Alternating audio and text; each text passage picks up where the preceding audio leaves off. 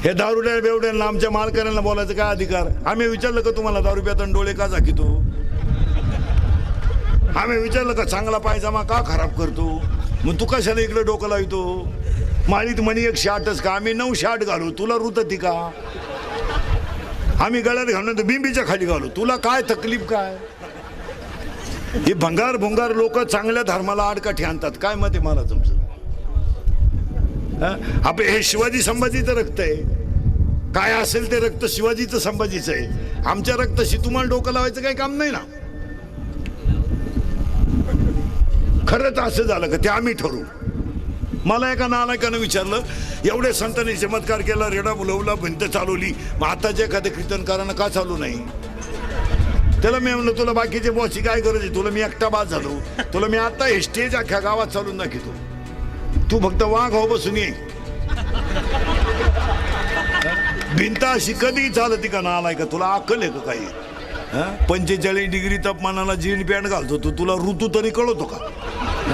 इथं एवढं मोकळत होता रे तरी गरम होतो. तू एवढ्या 45 डिग्रीला कळ मारितो कशी? हाच विषय. आणि तुला काय कळत? आम्ही तिकडे रेडा बोलू नाही तर म्हैस बोलू. बिकार. आणि पाया पडून सांगतो आजच्या कीर्तनातलं पहिलं वाक्य, प्रत्येक माणसाने धर्मनिष्ठ राहा, कुणाच्या धर्माबद्दल अपप्रचार करी जाऊ नका. आणि हे मोबाईल वापरणारे, हे कॅमेऱ्यानवाले, युट्यूबवाले ध्यानात ठेवा. जरा हा विनोद नाही. आपल्या शिवाजी महाराजांबद्दल, आपल्या संभाजी महाराजांबद्दल, आपल्या तुकाराम महाराजांबद्दल, आपल्या प्रिय व्यक्तीबद्दल जर कोणी क्लिप टाकली तर ती जागेवर व्हायरल करीत जाऊ नका, डिलीट करून टाका. जरा धर्माला जगा. काय मत आहे? काही झालं तरी तुकाराम महाराज आपला बाप आहे आणि शिवाजी महाराज आपला प्राण आहे. या क्लिपा टाकणारी मंडळी जरा भान ठेवा. काय मत आहे तुमचं? आणि आपलीच मंडळी याला खतपाणी घालते, यावर तुमचं मत काय? उद्या एखाद्याने आपल्या तुकाराम महाराजांबद्दल क्लिप टाकली, डिलीट करून टाका ना. यांचा व्यवसाय, यांना काय घेणं? हा यांचा व्यवसाय. आता 2 तास कीर्तन घेणारी, पण अख्खं नाही टाकणार युट्यूबला. नाही, माझ्या तोंडातलं एखादं वाक्य चुकीचं गेलं तेवढंच टाकणार. हा म्हणजे आपलंच ऐकणार आणि आपल्याच ठोकणार. असे पैसे त्यांना ठोकणार आपल्या. हा, कधी बी विनोद नाही. हा आपला धर्म टिकवला पाहिजे. काय मत आहे तुमचं? तुम्ही मला हा म्हणा नाही तर नाही म्हणा. आणि मी पाया पडून सांगतो, हे इंदुरीकडचं कीर्तन आहे महाराज. माझं कीर्तन महाराज म्हणून कधी ऐकत जाऊ नका. महाराज उलथू द्या, मरू द्या तिकडं. महाराज कीर्तन संपल्यावर का मरानं तुमचा मुलगा म्हणून ऐका, तुमचा मित्र म्हणून ऐका.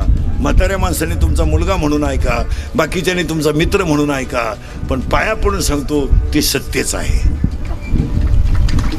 मी मरल ना, म्हणजे मरणार नाही 5-25 वर्ष, पण तुम्हाला आपली आठवण येणार, हे ध्यानात ठेवा. आता 100 मधल्या 80 लोकांना आपलं कीर्तन पटतं, 20 लोकांना नाही पटत. काही आता ही दारुडी बिरुडी म्हणते, त्याला काय कळतं बा? ते दारूवर पडतं, त्याच्या कुठं बापाची पितोय आपण? नको पिऊ आमच्या बापाची. माझ्या कीर्तनात 20 लोकांनी मला घोडा लावला काय, 10 लोकांना पटलं काय, ती 10च माझी श्रीमंती आहे. आता काही लोकांचंच पटत नाही, तिकडे डोकं लावायचं काही. आणि तुम्हाला लोक चांगले म्हणावं म्हणून तुम्ही कीर्तन करू नका, लोक चांगले व्हावा म्हणून कीर्तन करा. तुम्हाला लोकांनी मानावान पाया पडावं म्हणून कीर्तन करू नका. 2 तुम्हाला वाईट बोलले तर चालतील, पण एक जर सुधरत असेल आणि त्याचं जर कल्याण होत असेल तर दोघांच्या वाईट बोलण्याला काय किंमत द्यायची? मला सांगा, एकदा जर आपण MPSC नापास झालो, 2दा झालो, पण 3ऱ्यांदा पास झाल्यावर जर लाल दिवस मिळणार असेल परीक्षेत, याला काय हरकत आहे? 2दा नापास होऊ द्या, जाऊ द्या, काय फरक पडला? पण दरवाजा उघडायला तर माणूस राहील ना, बस. मला एक सांगा, जर चांगलं वागून सुखाचे दिवस येणारच असतील तर थोडा त्रास काढायला काय हरकत आहे? आता हे मला तुम्ही किती नाव ठेवलं, आता दारुडे बिरुडे ठेवतील मला नाव. मी म्हणतो माझ्या कीर्तनाला 100 लोक आले, 25 लोकांनी नाव ठेवलं, 75 लोकांनी चांगलं म्हणलं, त्यातले 10 जण बदलले, ही आपली श्रीमंती. आणि ही काळाची गरज आहे. यातलं कोणतं वाक्य तुम्हाला खोटं वाटलं? नाही, चिंता बिंता करायची नाही. अभंगातला दुसरा मुद्दा संपला. अभंगातला तिसरा मुद्दा आज गायक वादक गुणजन मंडपवाले माईक सिस्टीमवाले विठ्ठल माईक कीर्तन समिती निगवेमुळे कार्यक्रमाचे आयोजक संयोजक ग्रामस्थ भजनी मंडळ वारकरी भजनी मंडळ सर्व सदस्य सर्व तरुण मंडळी महिला मंडळ बचत गट रिक्षा मित्र मंडळ कार्यक्रमाचे आयोजक जय हिंद विकास सोसायटी सर्व दूत